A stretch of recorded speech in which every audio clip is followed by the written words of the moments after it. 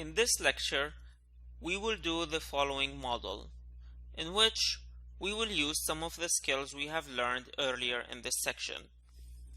You can get this drawing from the download section. We recommend that you stop here for some time to understand this relatively complex drawing. Now, let's start with planning the creation of this model. After looking at the drawing for some time, I came up with a plan that looks like this. Remember that this is not the only possible plan. Probably there are tens and tens of other ways to do the same model. However, for now, I will stick with this one. Okay, so first, I am going to start with modeling the outer shell of this model. From looking at the model, we can conclude that the feature revolve is a very good feature to utilize to model the outer shell. So let's start with selecting a plane. I'm going to select the front plane this time. And then I'm going to start sketching a cross section which we can revolve to come up with the shell. So I'm going to use the line command. I'm going to draw a line like this, and then another line here,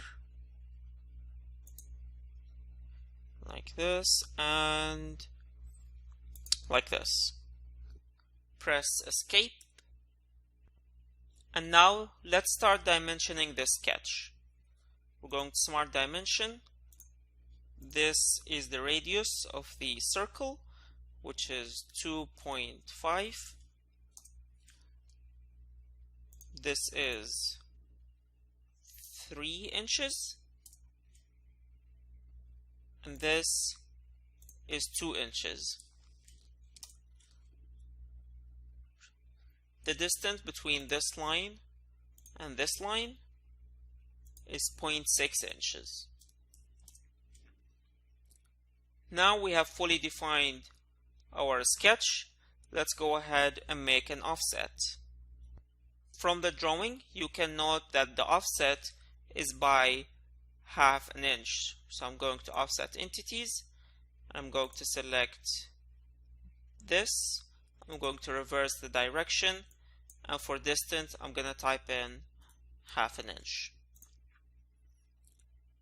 And then I'm going to close this, close it like this, and close it like this. Let me go ahead and draw a center line, which we will use for revolution. So here's our center line. Exit the line command, and now let's go ahead and apply the feature revolve. So I'm going to select the revolve boss, and SolidWorks automatically selected the axis of revolution this time, which is what we want.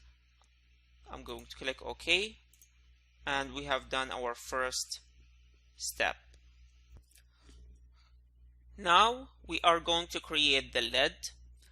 Note from the drawing that the lid starts 0.5 inches below the surface right here. And so to do the lid, we are going to create a reference plane. So I'm going to reference geometry, select plane, select this face here, and then I'm going to have it an offset of 0.5 inches. I'm going to flip the direction, and that's the plane we need. Click OK. Now we're going to use this plane to sketch the lid, which is a circle. So after selecting the plane, I'm going to click Sketch and then start creating a circle. I'm going to have the center on the origin, and then I'm going to have that circle to be co-radial with this edge. So co-radial relation, and we have just fully defined our sketch. To create the lid, I'm going to use the extrude boss feature. And from the drawing, I can notice that the lid goes downward by 0.3 inches. So I'm going to type in 0.3 inches. and I'm going to flip the direction. So this looks like what we want. I'm going to click OK, and we have just finished our second stage. We are done from the plane, so let me go ahead and hide it. Now I am going to start creating those pipes in the middle, and for that we are going to use the sweep boss feature. For that we need a profile and a path to the profile. So let's go ahead and start creating the profile. I'm going to use this surface here for my profile. For now, I will only create one of those pipes. So let me go ahead and create the profile for it. A circle, the distance between the center and the origin is 0.6 inches. And then the diameter of the circle is 1/2 inch.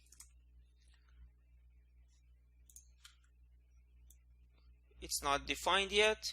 I'm going to have it to be horizontal to the origin. Now we have fully defined it. This first circle represents the inner circle of the pipe. Now we need to create the outer surface. So I'm going to use offset entities. And from the drawing, we can see that it's an offset of 0.1 inches.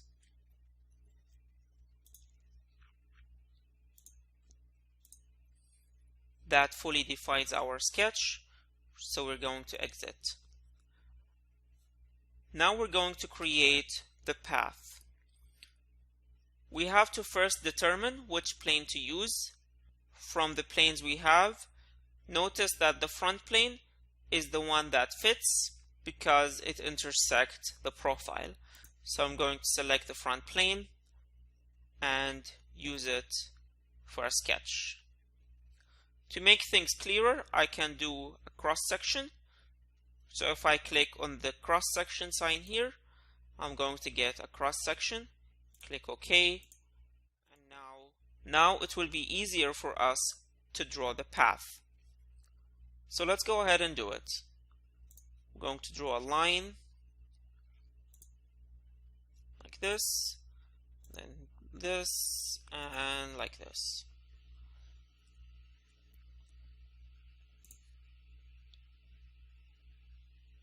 From the bottom to this point is 2 inches.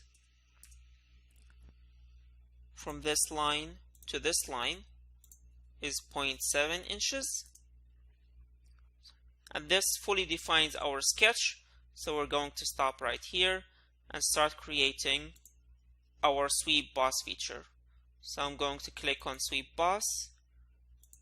For the path, I'm going to select the sketch we just created, and for the profile, I'm going to select the 2 circles. We get a preview. That's about what we want, so I'm going to click OK. Notice that the end of the pipes are open to the outside.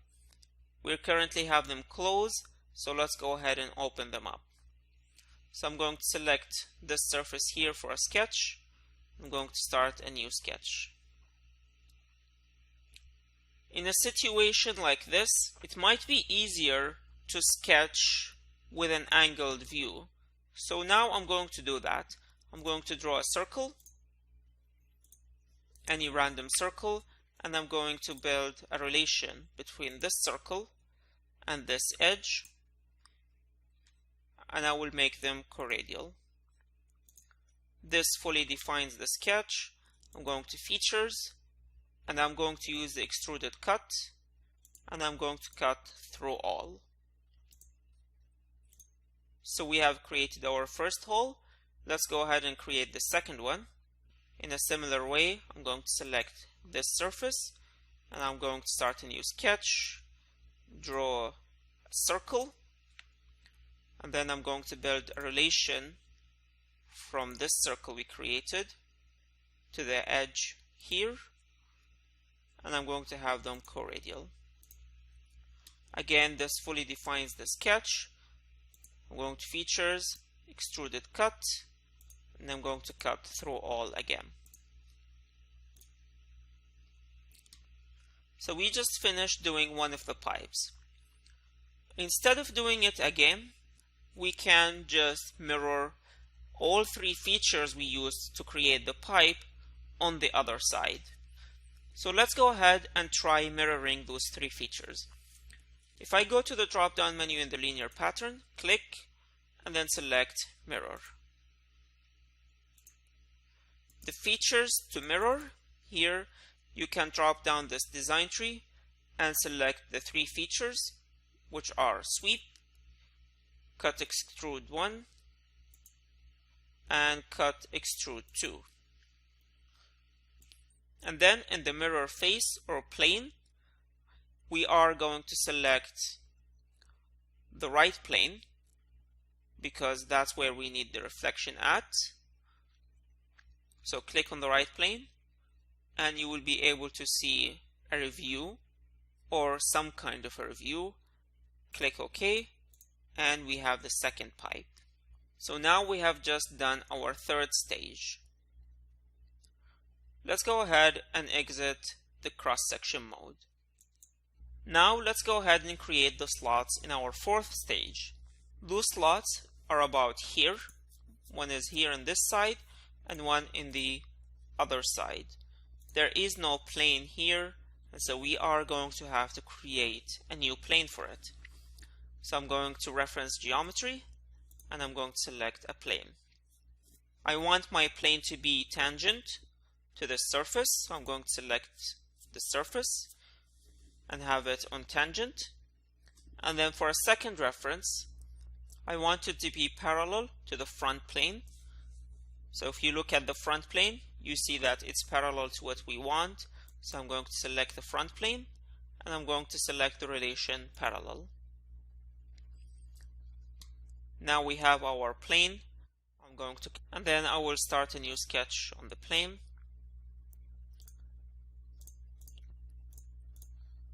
Here I'm going to draw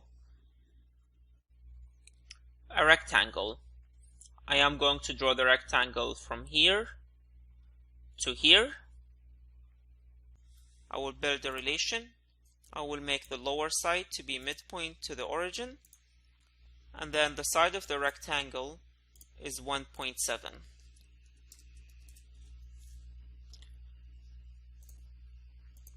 Our sketch is now fully defined, so I'm going to apply the extruded cut feature. The depth of the cut is 0.2 inches.